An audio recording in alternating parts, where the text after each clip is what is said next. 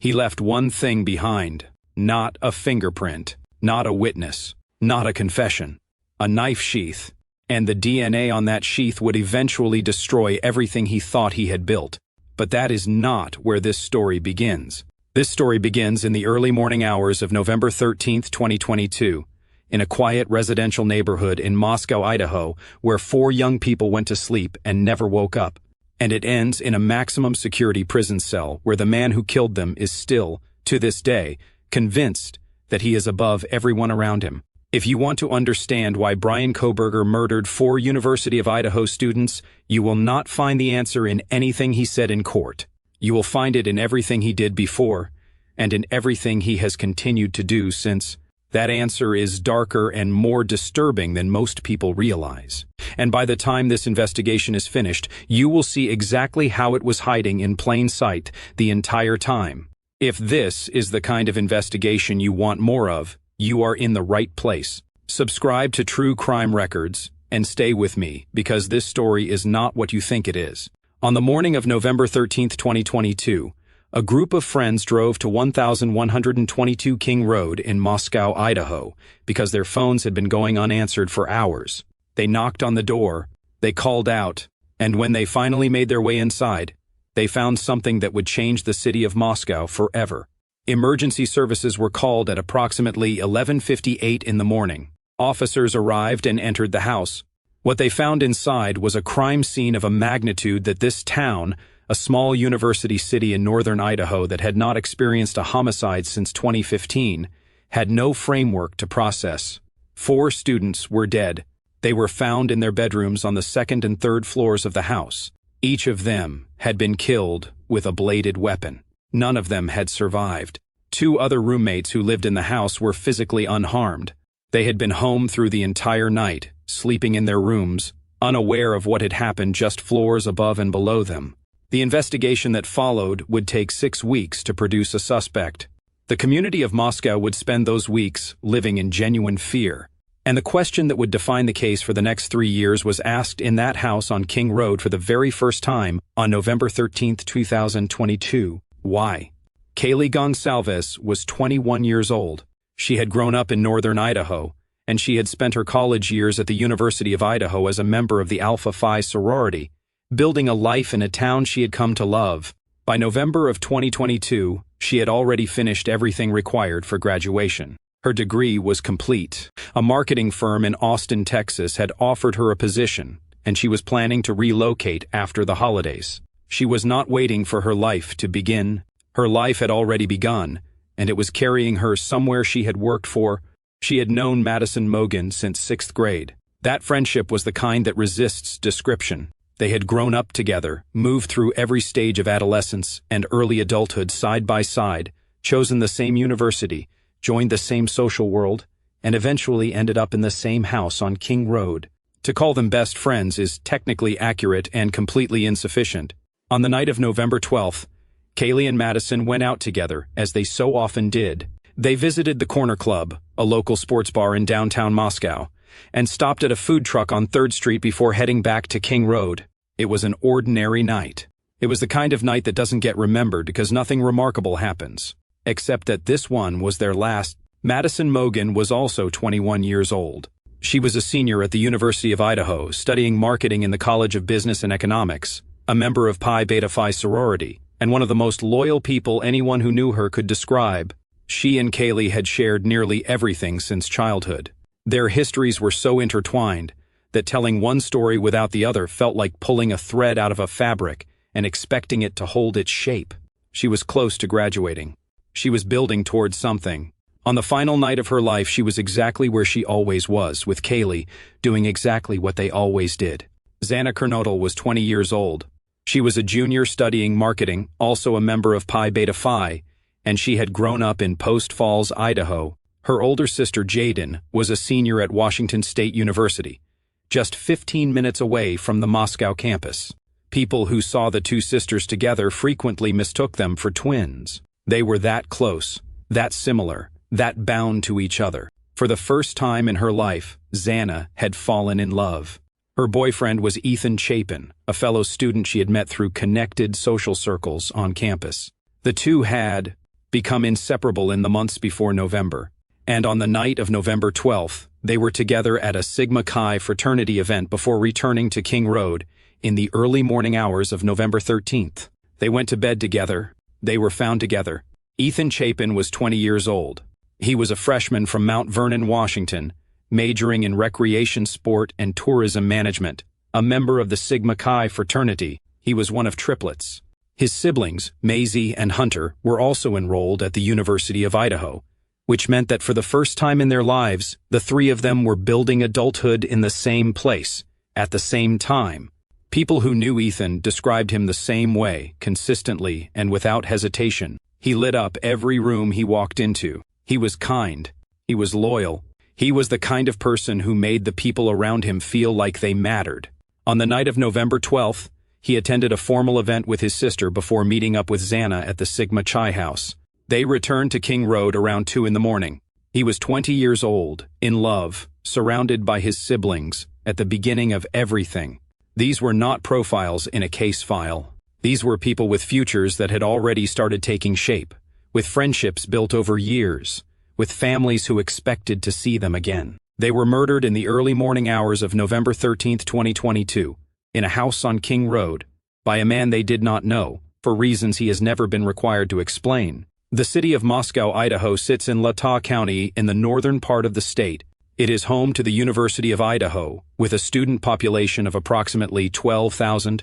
It is the kind of town where people leave their doors unlocked, where homicides are historical events rather than current ones, where the idea of a predator moving through the neighborhood is not a reality anyone has built their life around. 8 miles to the west, across the Washington state border, sits the city of Pullman, home to Washington State University. The two campuses are connected by a regional transit system and a shared social world. Students move between them regularly. The towns are neighbors in every meaningful sense. Bryan Kohberger was a PhD student in the criminology program at Washington State University. He was 27 years old in the fall of 2022. He had arrived at WSU to begin his doctoral studies that August, coming from a background that, on paper, looked like the biography of someone building an academic career in criminal justice. A bachelor's degree in psychology from DeSales University in Pennsylvania, a master's degree in criminal justice from Bloomsburg University, and now a doctorate in criminology at one of the more respected programs in the country for that field. He also worked as a teaching assistant during the fall 2022 semester, leading undergraduate classes and working alongside faculty members and fellow graduate students. He was, by the conventional measures of academic standing, exactly where he was supposed to be. But his behavior told a different story entirely, and that story had been documented, formally and repeatedly, before November 13th ever arrived. Between August and November of 2022, the Office of Civil Rights and Investigations at Washington State University received 13 formal complaints about Bryan Kohberger.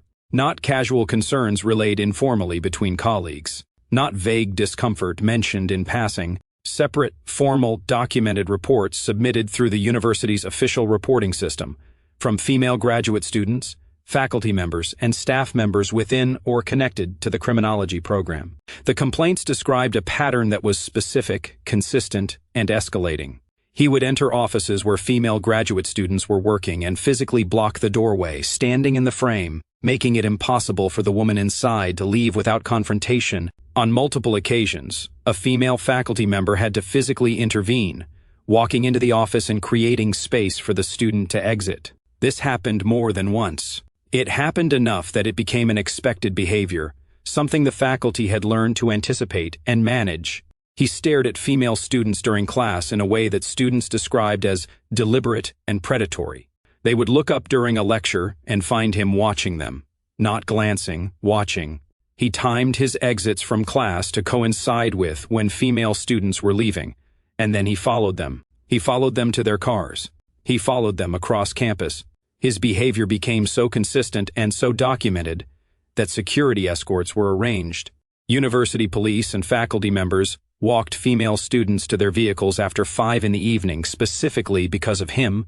He graded female students more harshly than male students. The disparity was noticed.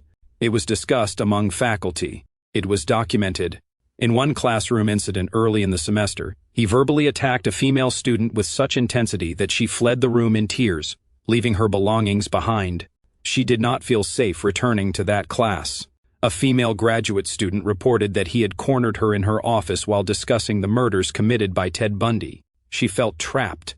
She managed to leave, but the interaction had unsettled her so deeply that she reported it formally. Faculty members and graduate students who evaluated his conduct directly described him in terms that were not casual. One student described him as a stalker type. Another said she considered him a possible future rapist. A third said she had begun leaving her office door open because she believed he might do something inappropriate if she were alone with a student in a closed room. These were trained professionals, people pursuing advanced degrees in fields that required rigorous analytical thinking, making assessments based on direct observation. And then there was the break. In September or October of 2022, a female graduate student's apartment was broken into. Items were taken: perfume, intimate belongings. A faculty member who knew both the student and Kohberger believed he was responsible. She suspected him of extending his surveillance behavior beyond the campus and into the personal spaces of the women he had been fixating on. There was also an incident from months earlier, in June 2022, before the fall semester had even begun. Kohberger checked into a hotel in Pullman, Washington. During his stay, he spoke with hotel employees about knives. He discussed sheaths. He talked about self-defense weapons and knife collections in a way that staff noted as unusual. When he checked out, he left a key card at the front desk and never returned for it. It was a detail that lingered without context at the time. It would gain context later. By mid-semester, one faculty member had arrived at a conclusion. She was not a naive observer. She had spent her career studying violent offenders, working with people whose psychology and behavior patterns she understood from the inside of the academic discipline. She had spent years in classrooms, in research, in direct engagement with the most serious categories of criminal behavior. And she told her colleagues, clearly and directly, that if Bryan Kohberger was allowed to finish his PhD and become a professor, they would eventually hear that he had been harassing, stalking, and sexually abusing his students. She said he was intelligent enough that in 4 years they would have no choice but to credential him. She urged them to cut his funding. She wanted him removed from the teaching assistant program. She told them that allowing him to continue was dangerous. She was right about what he was capable of. She was only wrong about how long it would take. The violence did not come years later when he became a professor. It came weeks later, before his doctoral program was even finished. The institutional response to 13 formal complaints was a performance improvement plan. On November 2, 2022, Washington State University placed Bryan Kohberger on a performance improvement plan, mandatory training, outlined expectations for future behavior, meetings to follow up on his progress. That was the answer the institution produced after months of documented reports, after faculty members had arranged emergency codes and security escorts, after students had been fleeing classrooms and offices, after a career criminologist had looked at this man and said out loud that he was dangerous. A performance improvement plan. Reports from people close to the investigation indicate that a follow-up meeting related to that plan occurred on or around November 12, 2022. The day before the murders, Kohberger had been formally told that his behavior had consequences. He had been disciplined by the institution. He had been given a plan to follow and a meeting to attend. And then, in the early morning hours of November 13th, 4 people were dead. The precise nature of the connection between those two events has never been officially confirmed.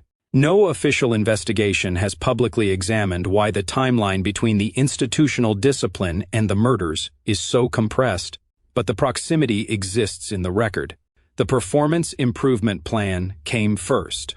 The murders came 11 days later. Whatever that plan communicated to a man who had spent months building a specific academic identity around his own superiority, whatever message it sent to a person who had already decided that the systems around him could be managed and circumvented, it did not function as a deterrent. To understand what happened next, it is necessary to understand who Bryan Kohberger believed himself to be. Not who he was, but who he had constructed himself to be in his own mind, because those two things are not the same, and the distance between them is where this entire case lives.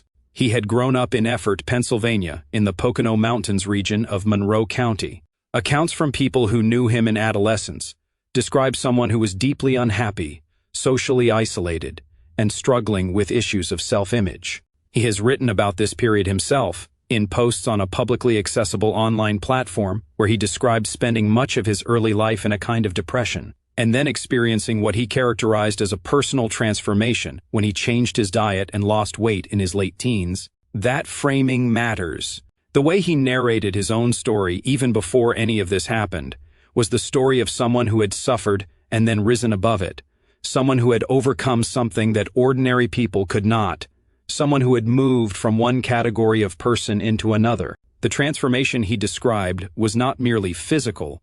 It was the beginning of a self-conception built around the idea of exceptionalism, around the belief that he operated differently than the people around him. His academic choices reinforced that conception.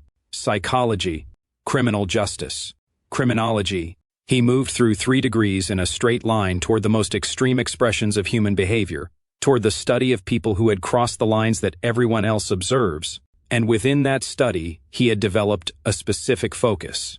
He was interested in organized offenders, the ones who planned methodically, the ones who executed violence with control, the ones who moved through crime scenes without leaving traces, the ones who understood the difference between the killers who were caught and the ones who were never identified.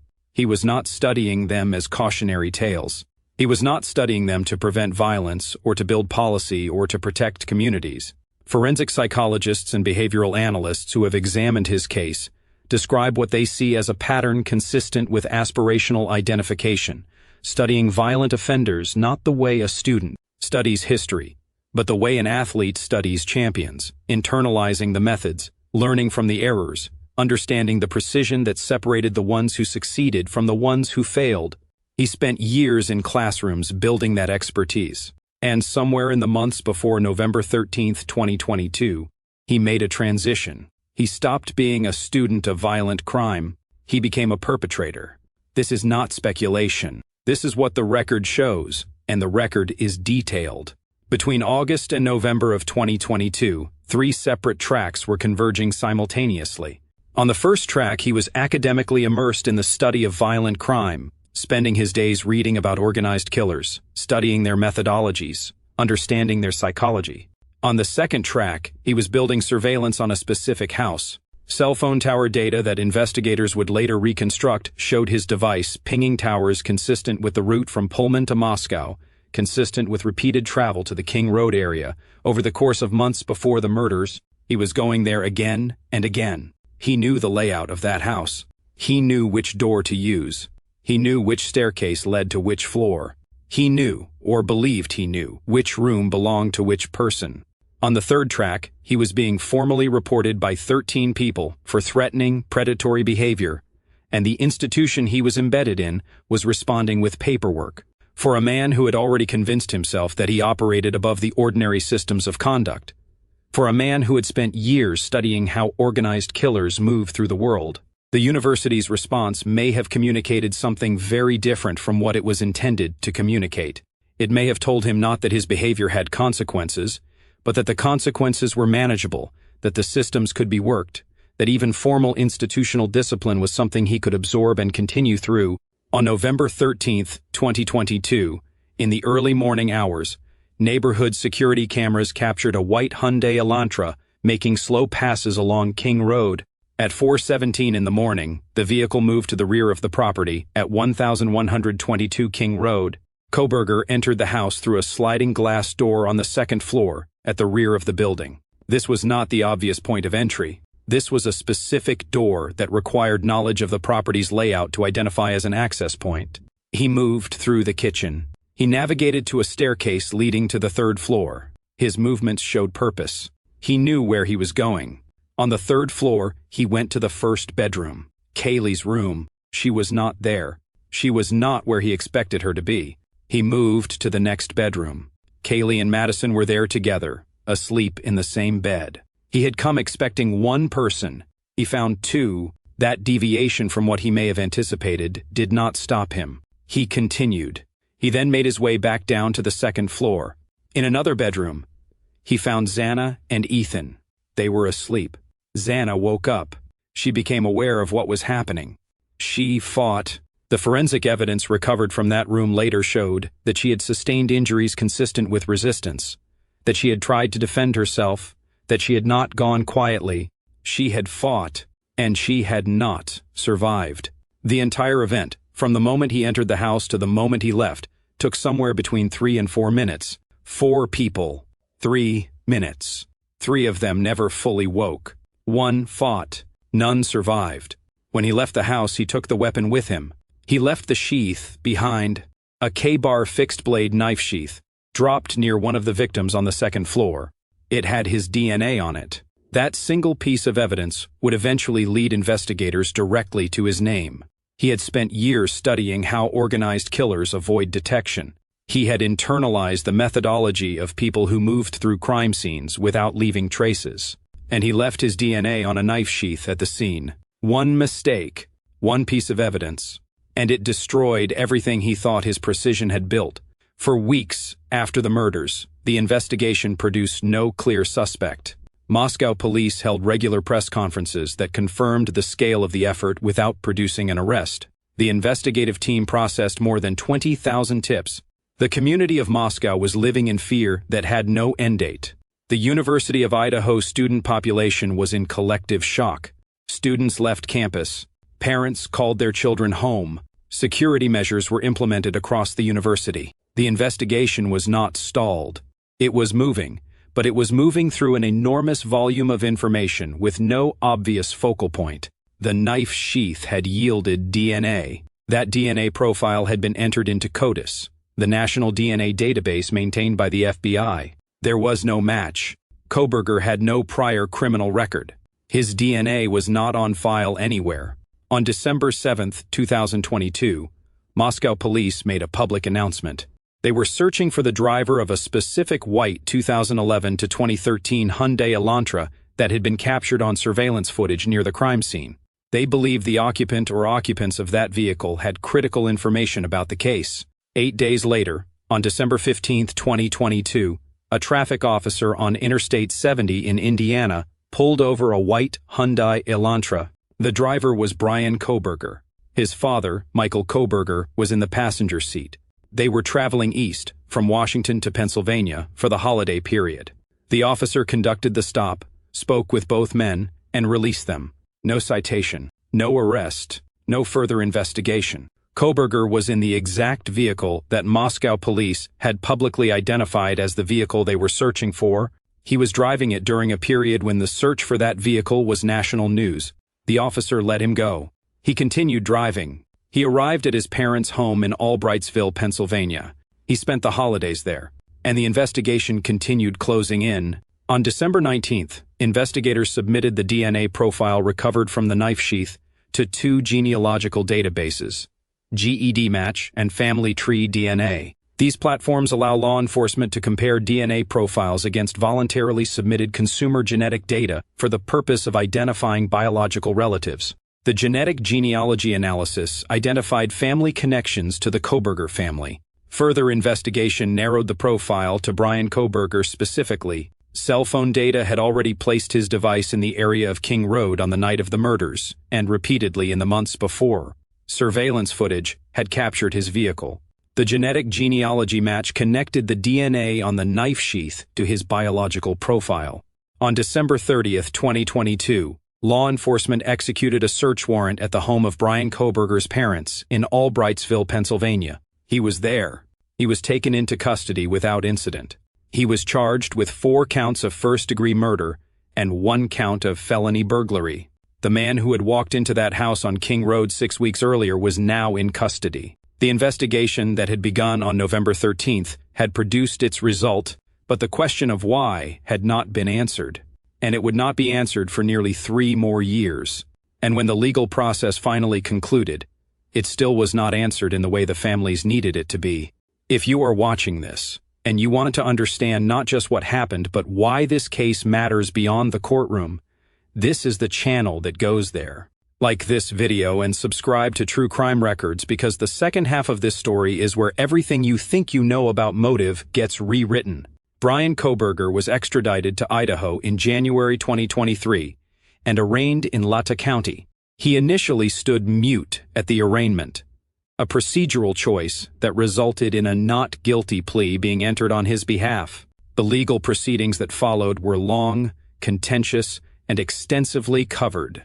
Defense attorneys filed numerous pretrial motions challenging the constitutionality of the genetic genealogy search, the cell phone data collection, the search warrants, and multiple other aspects of the investigative process. Most were denied. A trial date was set and subsequently continued. Hearings were held and attended by the families of the 4 victims, who appeared at each one, who followed every legal development, who endured every delay and every procedural motion with the specific kind of patience that grief demands when the alternative is to stop showing up. They were waiting for a trial. They were waiting for testimony. They were waiting for the moment when a prosecutor would stand in front of a jury and build a case that forced Bryan Kohberger to explain himself, to sit under oath, and answer the question that had been asked since November 13, 2022. On July 2, 2025, Bryan Kohberger stood in a courtroom in Boise, Idaho, and entered a guilty plea to 4 counts of first-degree murder and 1 count of felony burglary. The plea agreement removed the possibility of a death sentence. It guaranteed a conviction. It eliminated the need for a trial. The families of the 4 victims had attended hearing after hearing for nearly 3 years. They came to that courtroom expecting closure. They came expecting something, anything, that might help them understand. What they received was a plea. No trial, no testimony, no cross-examination, no moment where a prosecutor forced Kohberger to explain himself under oath, no motive statement required. Prosecutor Bill Thompson made a deliberate and considered decision. He had overwhelming evidence: DNA, cell phone data, genealogical analysis, surveillance, footage, witness accounts. The case was built on multiple independent pillars, any one of which would have been significant, and together constituted one of the strongest evidentiary records in a case of this magnitude in recent memory. He could have demanded a trial. He could have forced Kohberger to take the stand. He could have created the conditions under which Kohberger would have been legally required to answer questions about his motive. He chose not to. When asked why, Thompson explained that he did not believe anything Kohberger would say about his motive would be honest. He believed that any statement Kohberger chose to make would be self-serving and calculated, designed not to tell the truth, but to manage how the world perceived him, to perform for the audience he knew would be watching, to construct a narrative that served his own image rather than to provide genuine explanation to the families who had waited so long for one. Thompson concluded that allowing Kohberger to speak from a platform, knowing that whatever came out of his mouth would be theater rather than truth, would cause further harm to families who had already suffered enough. The prosecutor looked at the opportunity to force an explanation and made a judgment: deny him the stage. On July 2003, 2025, Judge Stephen Hippler accepted the guilty plea and sentenced Bryan Kohberger to 4 consecutive life sentences without the possibility of parole, plus an additional 10 years for the burglary conviction. He will spend the remainder of his life in prison. He will never be released. He offered nothing, no statement of remorse, no acknowledgement directed at the families who had sat through years of hearings to be in that room, no answer to the question that had defined this case from the beginning. The legal system had delivered its verdict. It had provided certainty, conviction, guaranteed imprisonment for life. What it could not provide, and what Kohberger refused to provide, was understanding. In the summer of 2025, Kohberger arrived at the Idaho Maximum Security Institution in Kuna, Idaho. He was assigned to J Block, one of the most restrictive housing units in the facility. Within 48 hours of his arrival, he filed his first formal complaint. Within months, he had filed at least 5 more. He complained about the quality of the prison food. He complained that items were missing from his meal trays. He complained about other inmates taunting him through the air vents. He filed reports about threats. He threatened to harm himself if he was not transferred to a different housing unit. A retired homicide detective with documented sources inside the facility assessed that self-harm threat publicly. His evaluation was direct and specific. He said it resembled a manipulation tactic far more than it resembled a genuine mental health crisis. He compared it to a child staging a tantrum to obtain better conditions. using the threat of self-harm as leverage to force an institutional response. The pattern was immediately recognizable to anyone who had followed the pre-crime record. A man who had tried to work the university system, a man who had tested its limits and found that the consequences were manageable, was now trying the same approach on a different institution. The belief that systems could be bent and circumvented and managed had survived everything. It had survived the investigation. It had survived arrest. It had survived prosecution, conviction, and 4 consecutive life sentences, without the possibility of parole. The belief was still there, intact, operating exactly as it had always operated. And then came the letters. Sources inside the Idaho Maximum Security Institution reported that Kohberger was attempting to establish communication with convicted killers housed in correctional facilities across the country. Men convicted of murder, men serving lengthy sentences, men who occupied the category of violent offender that Kohberger, based on the record of his academic work and his actions on November 13th, appears to have considered the only legitimate peer group he had. He was not reaching out for counseling. He was not seeking peer support from people who understood what he was going through. He was not attempting to process what he had done or find some form of reckoning with it.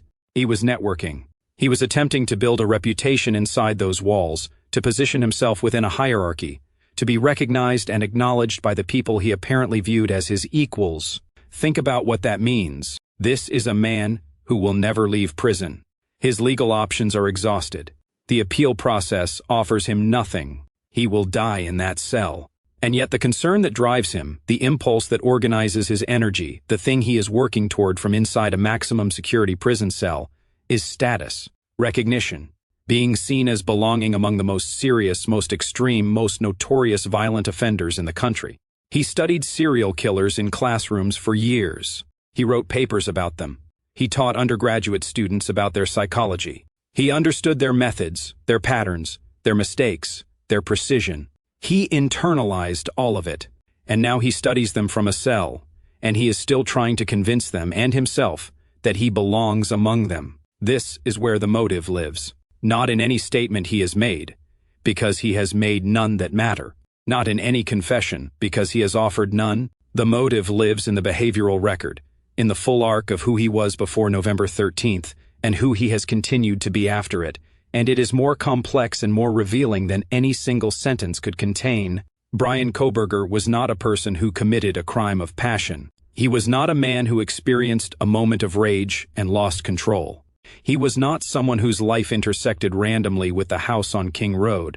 The record shows that he was a man who spent years building an identity around the concept of his own superiority, who immersed himself in the study of extreme violence not as an academic exercise but as something closer to identification, who spent months in surveillance of a specific location, who knew the layout of that house, who moved through it with purpose and precision, and who had convinced himself that what he was doing placed him in a category of people he had spent his academic career admiring. The 13 formal complaints at Washington State University are not background noise. They are the portrait of a man who believed that the ordinary rules of conduct did not apply to him, who treated women with contempt and dominance, who responded to institutional correction not with adjustment, but with continuation. The performance improvement plan issued 11 days before the murders is not a coincidence in the timeline. It is part of the record of a man who had been told, formally and officially, that his behavior had consequences, and who then demonstrated in the most irreversible way possible what he thought of those consequences. The methodology of the crime itself is part of the record.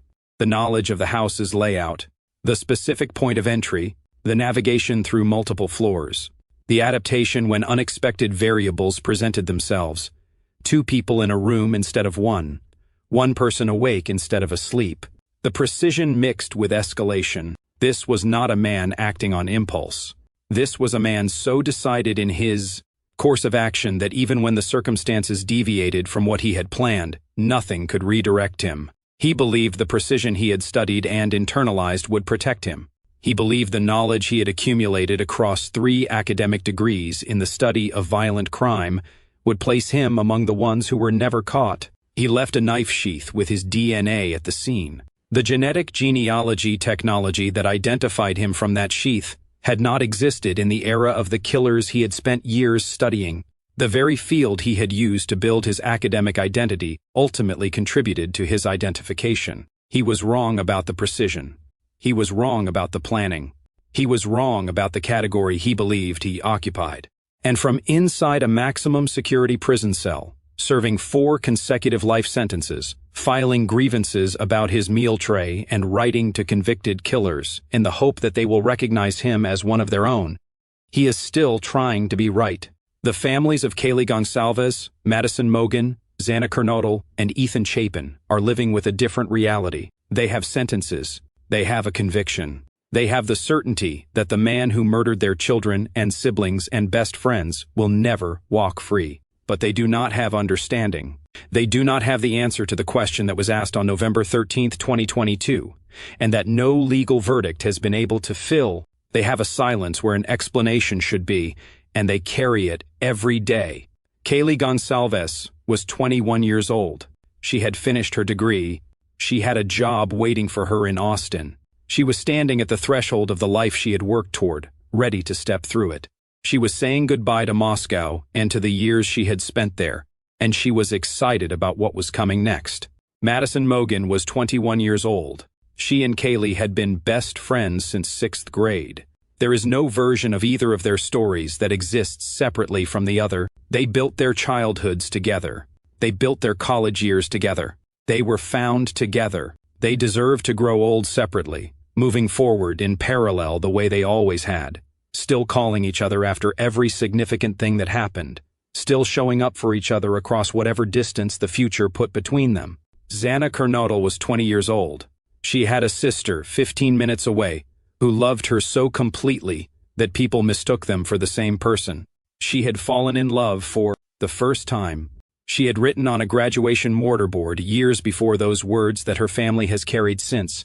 For the lives that I will change, she fought on the last night of her life. She fought, and she did not survive. And the people who loved her will never stop thinking about her courage in that room. Ethan Chapin was 20 years old. He was one of triplets. He had siblings at the same school, people who shared his face and his history and his entire life. He lit up rooms. He was described by everyone who knew him the same way, consistently, without exception. He was kind. He was loyal. He made the people around him feel like they mattered. He was 20 years old and completely surrounded by people who loved him, and he was murdered in his sleep in a house he had every right to be safe in. These were not variables in a psychological profile. They were not case numbers or evidence categories or abstract victims in a documentary framework. They were people with histories that mattered, with friendships that were irreplaceable, with futures that had already started to take shape. And those futures were stolen from them in 3 minutes by a man who had convinced himself that his need to prove something about himself was worth more than their lives. The system gave their families 4 consecutive life sentences. It gave the world a conviction and a guaranteed imprisonment. It could not give the families what they needed most. It could not answer the question. It could not fill the silence. Washington State University is currently facing a civil lawsuit related to its handling of the complaints made against Kohberger before the murders. The families of the victims are among those seeking accountability for an institution that received 13 formal reports about a dangerous man over the course of several months and responded with a performance improvement plan 11 days before 4 people were killed. That legal process is ongoing. That accountability has not yet been fully determined. And Bryan Kohberger sits in a maximum security prison cell in Kuna, Idaho, filing grievances, writing letters to killers, maintaining in every action he takes the conviction that he is above everyone around him, the belief that organized his behavior for years before November 13, 2022, the belief that no institutional correction could reach, the belief that survived arrest and prosecution and conviction and sentencing still thrives inside those walls. He is still performing. He is still positioning. He is still convinced that history will place him in a category that justifies what he did. He is wrong. He has always been wrong. And the people he killed will always be more than anything he will ever be. The story of this case does not end in a courtroom. It does not end with a gavel. It continues every day in the families who are still carrying the weight of questions that will never be fully answered. It continues in the ongoing legal fight for institutional accountability. It continues in the conversations that this case forces about how many warning signs get missed, How many formal complaints get answered with paperwork? How many systems designed to protect people fail to function until it is too late to matter? Understanding this case means understanding those questions. It means sitting with the discomfort of a record that showed what Kohberger was, that put it in writing 13 times, that produced prophetic warnings from people who were right about everything except the timeline, and then produced a performance improvement plan while he was already conducting surveillance on a house 8 miles away. The truth about this case is not comfortable. It is not contained in a single motive statement or a courtroom confession. It lives in the full arc of the record, in the distance between what was documented and what was done, in the gap between the warning and the response, and in the silence that the families still live inside. The victims deserve to be remembered fully. Their names deserve to be said by people who understand what was taken. Kaylee, Madison, Xana, Ethan. They were people. They were loved. And they deserve to be protected long before the morning of November 13, 2022. This investigation is not finished. There is more to this case, more to the forensic breakthroughs, more to the institutional failures, more to the ongoing legal battles being fought right now in 2025 and beyond. If you want the complete picture, if you want to follow this case as it continues to develop and as the fight for accountability continues, subscribe to True Crime Records right now. Enable notifications so you do not miss what comes next. Like this video.